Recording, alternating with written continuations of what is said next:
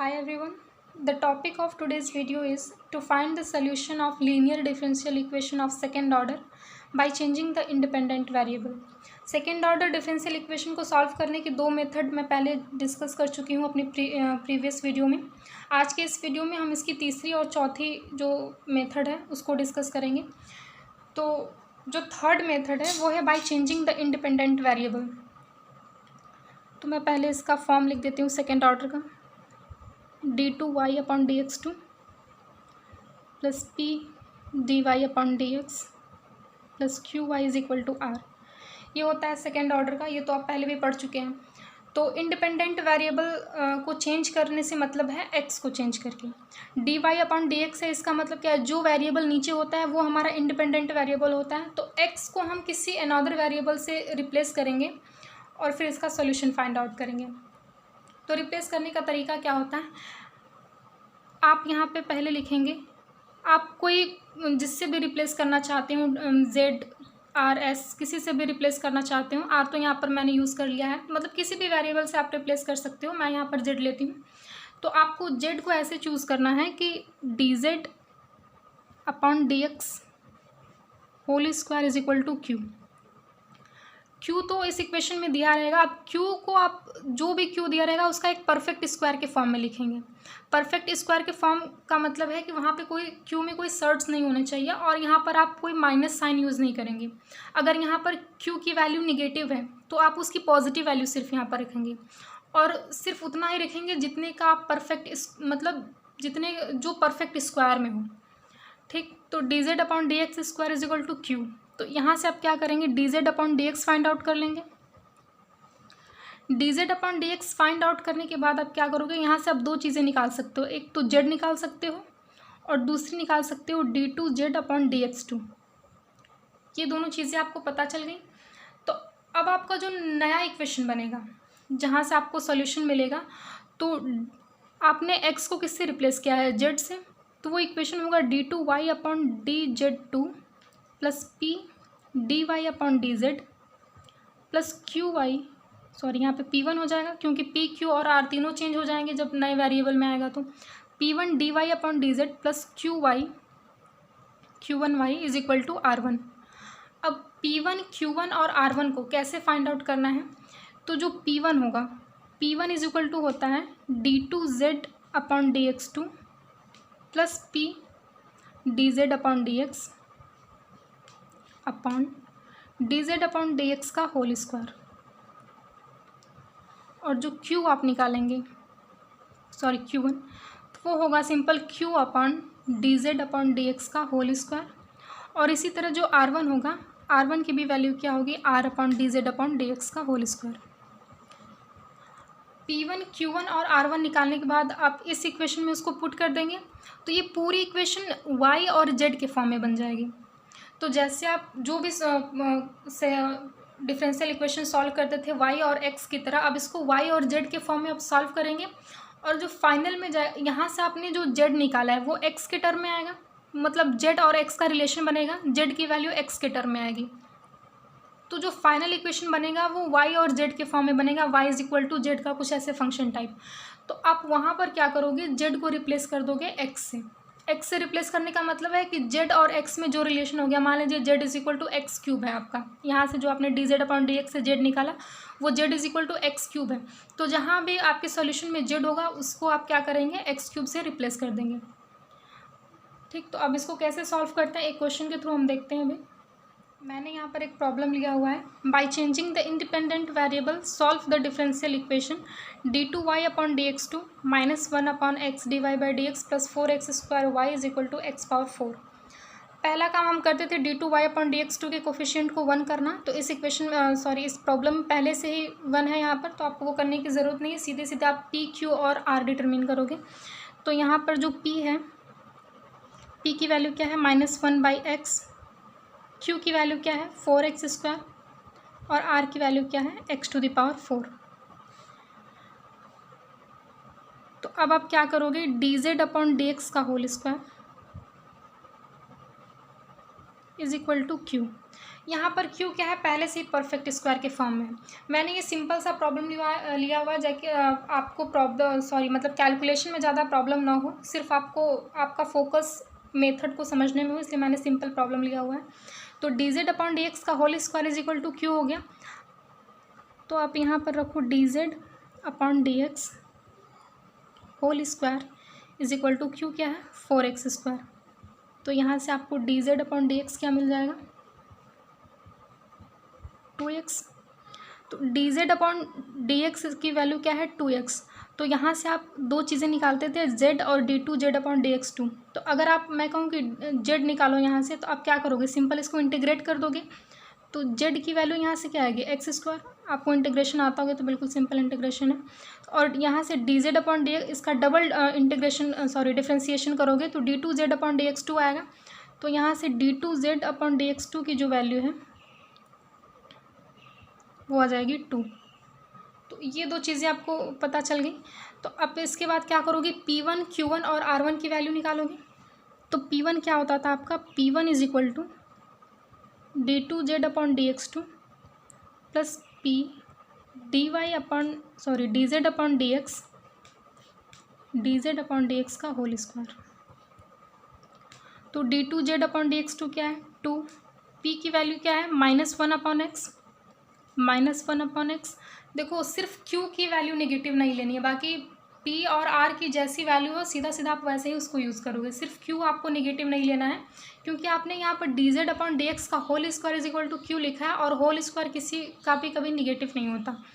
तो 2 - 1 upon x, P की value, D Z upon D X की वैल्यू कितनी आई है, 2x। तो इंटू 2x, और d Z upon D x का होल स्क्वायर अगर करोगे तो 4x स्क्वायर। एक्स से एक्स कैंसिल होगा, 2 - 2, ये क्या हो जाएगी वैल्यू 0। मीन्स P1 की वैल्यू क्या आ गई आपकी, 0। P1 is equal to 0।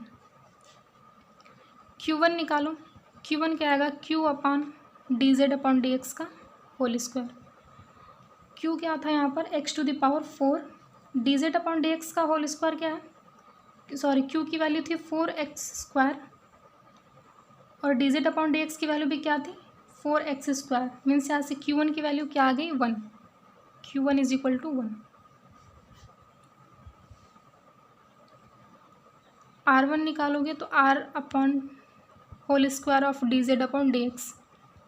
R क्या था, x⁴, और d Z upon D x का होल स्क्वायर क्या था, 4x स्क्वायर। तो ये वैल्यू क्या आएगी, x स्क्वायर अपॉन 4। तो यहाँ से P1 Q1 और R1 की वैल्यू आ गई। तो जो आपका सोल्यूशन था, मतलब जो सॉल्यूशन के लिए आपका इक्वेशन बना था, वो क्या था, d2y upon D z 2 plus P1 dy upon D z plus Q1 into y is equal to R1। तो d2y upon D z 2 plus P1 की वैल्यू क्या आई है, 0। मीन्स ये टर्म तो आपका 0 हो गया। Q1 की वैल्यू क्या आई है, 1। मीन्स सिंपल यहाँ पर y आ गया। R1 क्या है, x square upon 4। X square यहाँ पर है, इसको जेड से, अब सारा इक्वेशन आप जेड वाई और जेड के फॉर्म में लिख रहे हो, तो एक्स स्क्वायर को यहाँ से जेड से रिप्लेस करो। तो यहाँ पर अगर आप ध्यान दो तो जो जेड की वैल्यू थी, यहाँ पर z is equal to x square आया था। तो ये इक्वेशन क्या बन जाएगी, d2y upon D z 2 plus y is equal to z upon 4, क्योंकि जेड इज इक्वल टू ही क्या था, एक्स स्क्वायर। तो ये आपका फाइनल इक्वेशन बन गया। अब यहाँ से आप जेड वाई और जेड के टर्म में सोल्यूशन निकालोगे इस इक्वेशन का, और जेड को एक्स के जो टर्म में z is equal to x square है, तो जहाँ भी जेड आएगा उसको आप एक्स स्क्वायर से रिप्लेस कर दोगे। तो आपका इक्वेशन क्या बना था, d2y upon D z 2 plus y is equal to z upon 4। तो आप इसको कैसे सॉल्व करोगे, सिंपल, इसका पहले CF निकालते हैं, फिर PI। CF के लिए क्या करते हैं, पहले इसका ऑक्सिलरी फॉर्म लिखते हैं। तो ऑक्सिलरी फॉर्म में सिंपल आपको m square plus 1 is equal to 0 हो जाएगा। राइट वाले पार्ट को 0 करेंगे, तो यहाँ से m की वैल्यू क्या आ गई, प्लस माइनस i। तो CF क्या हो गया, C1 cos z plus C2 sin z। यहाँ पर ध्यान रखिएगा z यूज़ करेंगे, क्योंकि आपका जो फॉर्म है y और z के फॉर्म में है। तो ये आ गई आपकी CF value. P I value क्या होगी 1/d² + 1। ये सब सी एफ कैसे निकालते हैं, पी आई कैसे निकालते हैं, ये सब आप जानते हैं क्योंकि ये बेसिक टॉपिक है स्टार्टिंग के ही। 1/d² + 1 × z/4। आप इसको कैसे सॉल्व करेंगे, ऊपर लेके जाएंगे तो 1 + d² पावर -1 × z/4। तो ये सिंपल क्या बन जाएगा 1 - d² × z/4। अंदर मल्टीप्लाई करेंगे z/4 और z का डबल डिफ्रेंशिएशन करेंगे तो ये वैल्यू क्या हो जाएगी 0। तो सिंपल यहाँ से पी आई वैल्यू क्या आ गई z/4 और सी एफ आ गया c1 cos z + c2 sin z। तो जो सोल्यूशन बनेगा तो y = CF + PI, CF + PI होती है तो y की वैल्यू क्या आ गई c1 cos z + c2 sin z + z/4। अब आप क्या करो, आपका सॉल्यूशन आ गया y और z में, और z = क्या था यहाँ पर x²। जहाँ भी z है उसको आप x² से रिप्लेस कर दो तो c1 cos x² + c2 sin x² + x²/4। तो ये आ गया आपका फाइनल सॉल्यूशन y और x के फॉर्म में। तो ये थर्ड मेथड था जिससे आप सेकेंड ऑर्डर के डिफरेंशियल इक्वेशन को सॉल्व करते थे बाय चेंजिंग द वेरिएबल्स। अब जो आपका फोर्थ मेथड है वो लास्ट मेथड है इसको सॉल्व करने का, और इसी के साथ आपके ये टॉपिक भी ख़त्म हो जाएगी। तो जो हमारा फोर्थ मेथड है वो है variation of parameter. Variation of parameter को हम कैसे सॉल्व करेंगे, तो जो भी आपको इक्वेशन दिया रहेगा पहले आप उसका क्या करेंगे सी एफ के जो पार्ट्स होते हैं वो निकालेंगे। तो जो फर्स्ट स्टेप है आपका पार्ट्स ऑफ सी एफ आप पता करेंगे। पार्ट्स ऑफ सी एफ, मान लीजिए आपने सी एफ वैल्यू निकाली और जिसके पार्ट्स हैं वो यू और वी हैं। आप इसके पहले वाले जो मेथड पढ़ेंगे, मतलब जो फर्स्ट मेथड था y = uv, तो वहाँ पे u क्या था when a part of C F is known. तो यहाँ पर भी u और v क्या है पार्ट्स ऑफ सी एफ हैं। तो पहले आप यही काम करेंगे, उस जो इक्वेशन दिया रहेगा वहाँ से आप सी एफ के पार्ट्स निकालेंगे u और v। फिर उसके बाद आप क्या करेंगे, जो फाइनल सोल्यूशन होता है उसका ये y = au + bv होता है, bv। अब इसमें a क्या है और b क्या कौन से पैरामीटर्स हैं, तो जो a होता है जैसे आप देखिए y = au + bv ये फाइनल सोल्यूशन है। तो जो a होगा, a की वैल्यू जो हम फाइंड आउट करते हैं -times rv upon uv1 - u1v × dx + c1। uv1 - u1v का मतलब क्या है, u तो आपका पार्ट ऑफ सी एफ है जो आपने निकाला हुआ है, v1 का मतलब क्या है जो दूसरा पार्ट है सी एफ का, इसका डिफ्रेंशिएशन। ऐसे यहाँ पर u1 भी क्या है डिफ्रेंशिएशन ऑफ u। तो au + bv से a की वैल्यू आप ऐसे निकालेंगे, और जो b की वैल्यू होती है वो होती है integration of ru upon uv1 - u1v। देखिए जो सेकेंड ऑर्डर में जो कोई भी मेथड हो, फर्स्ट सेकेंड थर्ड या फोर्थ कोई भी मेथड हो, सिंपल आपको यहाँ पे फॉर्मूले याद करने होते हैं। तो फॉर्मूले याद करने का, इसको याद करने का तरीका ये है कि फाइनल सोल्यूशन क्या है y = au + bv। a और b को याद इसी में कन्फ्यूज़न इसी में होगा क्योंकि यहाँ पे क्या है -rv अपॉन uv1 - u1v, और b की वैल्यू जो है वो ru अपॉन uv1 - u1v। तो ये नीचे वाला जो पैरामीटर है ये तो बिल्कुल सेम है uv1 - u1v, और uv आपको पता है कि वो पार्ट्स ऑफ सी एफ है। ऊपर का कैसे याद करना है कि y = au + bv है, तो यहाँ पर a u के साथ आया है तो यहाँ पर क्या हो जाएगा उल्टा हो जाएगा। जो r है, r यहाँ पर आपका जो राइट साइड पार्ट होता है सेकेंड ऑर्डर का वही वाला r है, मतलब PQR जो हम यूज़ करते हैं वो r है। तो a = टाइम्स ऑफ rv, यहाँ पर a u है तो a को निकालने में v यूज़ होगा, और यहाँ पे b v के साथ है तो b को निकालने में यहाँ पर u यूज़ होगा। तो ये हो जाएगा dx + c2 कह लीजिए यहाँ पे। तो इस तरीके से आप a और b की वैल्यू फाइंड आउट करेंगे, और वहाँ से आप क्या करेंगे ये सोल्यूशन निकालेंगे y = au + bv। तो ये वेरिएशन ऑफ पैरामीटर को निकालने का सिंपल सा यही तरीका होता है। आप फार्मूला लगाएंगे फिर वहाँ से आपको सोल्यूशन पता चल जाएगा। वेरिएशन ऑफ पैरामीटर पर यहाँ पर हम एक प्रॉब्लम ले लेते हैं समझने के लिए। जैसे मान लीजिए मैंने लिया कोई प्रॉब्लम है d2y/dx2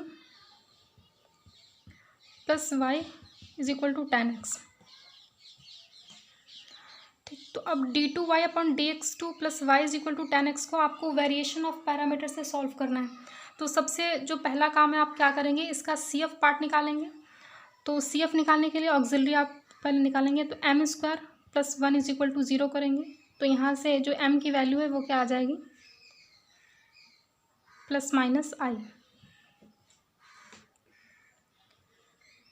तो यहाँ से प्लस माइनस आई, CF क्या हो जाएगा, C1 cos x plus C2 sin x। तो cos x plus sin x ये क्या है, पार्ट्स ऑफ CF है। तो u की वैल्यू क्या आ गया आपकी, cos x, और v क्या आ गया, sin x। आपको पता है कि a और b पैरामीटर को यूज़ करने के लिए आपको uv1 माइनस u1v की ज़रूरत पड़ेगी। तो आप पहले आप इसका डिफ्रेंसिएशन कर लीजिए। तो u1 क्या हो गया, cos x का डिफ्रेंसिएशन क्या हो जाएगा, minus times of sin x, और v1 क्या हो जाएगा, cos x।